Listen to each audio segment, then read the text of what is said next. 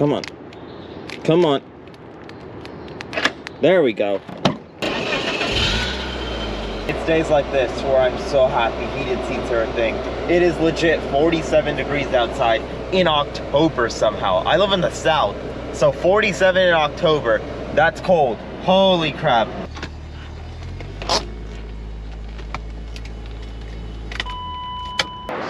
And just like that, we have made it to the meet where we have the ND Mazda Miata with a bit of a Natasha theme going on, and then the British Racing Green on tan and a Miata over there. I have to admit, these two cars, they're interesting. Like, that one's a very conservative spec, kind of, British Racing Green, tan. That's still fairly cool. And then this one's here like a Tasha. Let's do a Tasha. I do have to admit though, the gold rims on this are nice, or bronze. I still can't tell the difference between gold and bronze for some reason. I might be, I don't know if that's colorblind or metal blind, I'm not sure. Besides these two, we also have my Z3, which is cool, but we have even cooler, we have the E85 Z4 M Roadster. This thing is nice. So it's the Bangle Bud Z4, which quite frankly, I have my opinions on Bangle, but this one is nice, especially because, you know, it's an M, and it has the S54, which compared to my M44, I have nothing on this guy, especially because his is a black on black. Silver rims, they definitely do hit differently, but wow, oh my goodness. These four cars lined up together are really cool. Okay, I have no clue what you are, but you are cool and you are tiny, I have to admit. It's a Bandolero. It's a what? A Bandolero. A Bandolero? I'll be honest, I have no clue what that is. They start at age 7. There's no cutoff in age. The courteous thing to do is stop racing around like age 18, but there are adults that race them too. So it's basically a stock car for kids? Yes, basically. I don't have kids, but if I ever do, I'm buying one. Take a look at this. It's a brand new Maserati Gran Turismo. I don't think I've ever actually seen a brand new Gran Turismo. I've looked at purchasing a used like 2009 Gran Turismo, and if the repair bills weren't an arm and a leg, and I probably would have bought it because of the fact of the Ferrari V8. But the Ferrari V8 is gone in this one for a V6. I do have to say though, on that note though, it does look nice. Like the design is so simple, yet so elegant at the same time. It does remind me quite a bit of the MC20, which I think is what it was going for, especially with the matching door handles and very similar interiors. I love the paddle shifters in these cars.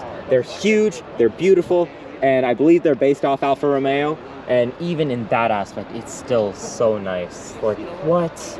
I know that these cars are going to depreciate soon, but I cannot wait already for these to depreciate. If this comes down to 20,000, then maybe it might be a good idea, but I don't even know. Like, a $20,000 version of this, I'm at a loss of words. I think that, I don't even know. It's such a interesting topic to think about when it comes to Maserati, because of the fact that they are depreciation heroes, but they're also villains. So I guess they're the depreciation anti-hero of the story because of the fact of, you know, you can get them cheap, but it costs probably Trump's arm and a leg to actually maintain them. But regardless though, they're beautiful cars, man. Now if this isn't a lineup, I don't know what is. We got the M2, we got the M Roadster, we got brand new 4 Series, we got, I don't even know, a bunch of other BMWs, E90, I always forget generation code, sorry guys. E88, G30 I think, right? G20. G20, all right. E85, which, nice car guys. We got E88 I think again. We have the M2, oh that sounds nice. We have the, I'm gonna guess 135 or 128. We have the M2, we got an X3M, I think, no? X3 M40, nice. M2 again, oh. And then we have the i4. Oh. Take a look at this right here. We have the electric Mini Cooper. Now, I'm not gonna lie to you, these things on paper are pretty crappy EV in the fact that they get like 100-something miles of range, but I feel like this could be, and you gotta hear me out on this might be a good track car. Like, Minis are known for having experience on the track. I've seen quite a few track Minis, but I've never seen a track electric Mini. And I don't understand why. Like, I think that this could be a very good idea to have on the track. The thing I worry about is that range, and if that range can be handled on this, but the handling of a Mini is fairly nice for the track. So I don't know. Leave your thoughts in the comments below if you think an electric Mini Cooper would be a good track car, I guess. If it isn't the most controversial car in BMW's lineup, the XM. And I have to admit, in this color, I don't think that it adds, or well, it doesn't help the controversy. But wow, I have to admit, this thing is huge. Like, this thing is bulky. I feel like this car, it gets a lot of, I'm not gonna say undeserved hate, I'm not gonna say deserved hate. It just gets a lot of hate in general. I mean, I don't even know. Like, I'm at a loss of words. Like, legitimately, I can't think of words to say for this car, in that it's such a just insanely out there car. And some can argue in a good way, some can argue in a bad way. I kind of lean a bit more towards bad way, especially if we look at the rear end. Wow. Okay, so this is a interesting one. I have to say, the interior on these things, not half bad. I do like that the M colors are making a theme throughout. I think that they're on the stitching of the steering wheel. It's very hard to see on camera. It's also in the shifter, but I don't know. If you guys, like, would you guys consider this more of an M car than something like an M340i? I'm not too sure. Leave your thoughts in the comments below on this one. Is the XM a real M car, or more of a real M car than something like an M340i? Thoughts below. I don't even know. We saw the XM over there with the green thing, and then we have the M3 over here. Another controversial BMW. Not as controversial anymore, I think, because the design, I feel like, has grown on people, but it's still a fairly nice car.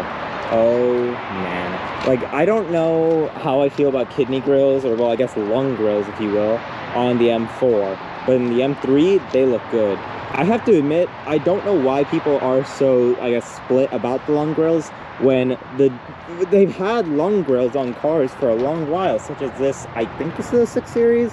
I'm not too sure actually what BMW this is.